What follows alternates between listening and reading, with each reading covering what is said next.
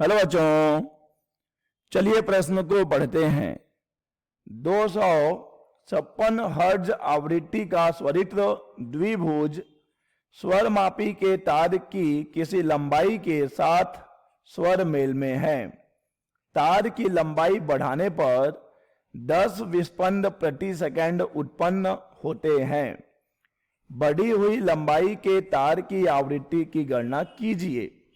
चलिए सबसे पहले हम लिख लेंगे मूल अवधारणा। मूल अवधारणा जिस पर कि यह प्रश्न आधारित है। यह प्रश्न आधारित है तनी हुई डोरी में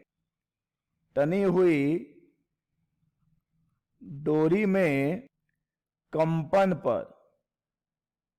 तनी हुई डोरी में कंपन। बच्चों, तनी हुई डोरी में कंपन की मूल आवृत्ति का सूत्र है n बराबर 1/2L वर्गमूल T/m, जहां पर T है डोरी में तनाव, m है डोरी के एकांक लंबाई का द्रव्यमान और L है डोरी की लंबाई। अब देखिए बच्चों, यहां पर हमें विस्पंद को भी समझना होगा कि विस्पंद क्या होता है। बच्चों, विस्पंद तरंगों के अध्यारोपण पर आधारित एक परिघटना है जिसमें लगभग समान आवृत्ति की दो तरंगें माध्यम के किसी बिंदु पर अध्यारोपित होती हैं। तो जिस बिंदु पर वे अध्यारोपित होती हैं वहां पर तरंगों की तीव्रता में आवर्ती परिवर्तन होता है। कहने का तात्पर्य है बच्चों कि तीव्रता में उतार चढ़ाव या आप कह सकते हैं कि क्रमिक परिवर्तन होता है और इस परिघटना को ही हम कहते हैं बच्चों विस्पंद। अब देखिए बच्चों, जो विस्पंद आवृत्ति है, एक उतार और एक चढ़ाव को मिलकर बनता है एक विस्पंद, और एक सेकंड में जितने विस्पंद होंगे वह विस्पंद आवृत्ति अर्थात विस्पंद प्रति सेकंड होगी। बच्चों, विस्पंद प्रति सेकंड अर्थात विस्पंद आवृत्ति विस्पंद प्रति सेकंड बच्चों ये जो है बराबर होता है दोनों ध्वनि तरंगों की आवृत्तियों के अंतर के।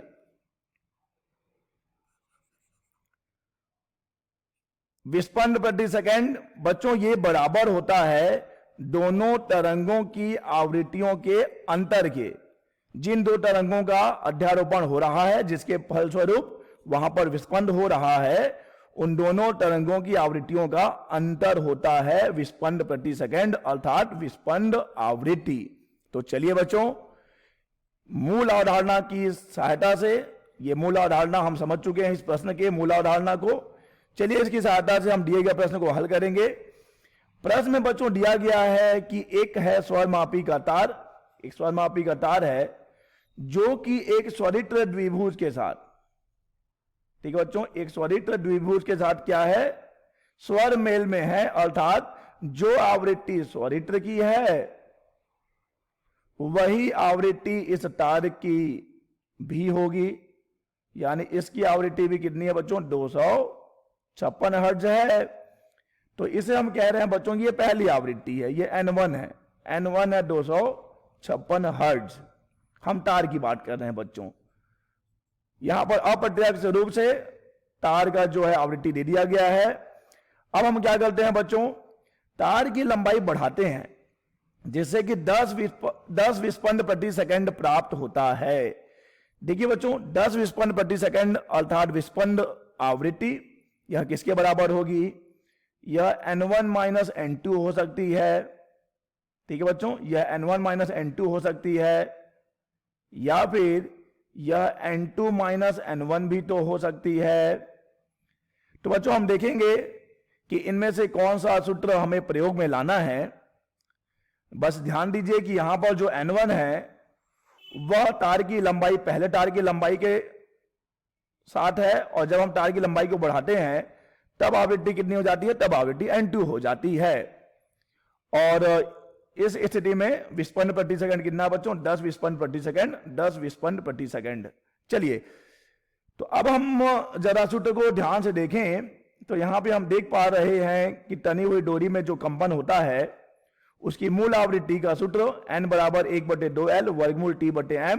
तो अगर T नियत रहे, एकांक लंबाई का द्रव्यमान नियत रहे, तो हम देख सकते हैं बच्चों कि n जो है यानी आवृत्ति जो है वह लंबाई के व्युत्क्रमानुपाती है। तो बच्चों जब हम लंबाई को बढ़ाएंगे तो क्या होगी, आवृत्ति तो कम होगी ना, आवृत्ति घटेगी। ठीक है बच्चों, जब हम लंबाई को बढ़ाएंगे तो आवृत्ति घटेगी। तो यहां पर पहले आवृत्ति कितनी थी, 256 हर्ट्ज थी, और विस्पंद प्रति सेकंड मिला है हमें 10। तो बच्चों हमें बड़े में से छोटे को घटाना है, पहले आवृत्ति ज्यादा होगी और लंबाई बढ़ाने पे आवृत्ति कम हो जाएगी। तो हमें लेना होगा यह सूत्र n1 माइनस n2 बराबर 10। बच्चों हम यह नहीं लेंगे क्योंकि यहां पर n2 बड़ा है और n1 छोटा है, परंतु हम देख पा रहे हैं कि जब लंबाई बढ़ाई जाएगी तो आवृत्ति कम होगी। तो यहां पर हम लिखेंगे n1 माइनस n2 बराबर 10, और यहां से देखिए बच्चों n1 तो है 256 माइनस n2 बराबर 10। तो यहां से n2 बराबर मिलेगा 256 माइनस 10, जो कि बच्चों मिलेगा हमें किसके बराबर, n2 बराबर मिलेगा 246 हर्ट्ज। n2 बराबर मिलेगा 246 हर्ट्ज। तो बच्चों तार की लंबाई बढ़ाने पर आवृत्ति कितनी हो गई है, 246 हर्ट्ज हो गई है। आशा करते हैं बच्चों आपको यह प्रश्न समझ आया होगा। धन्यवाद।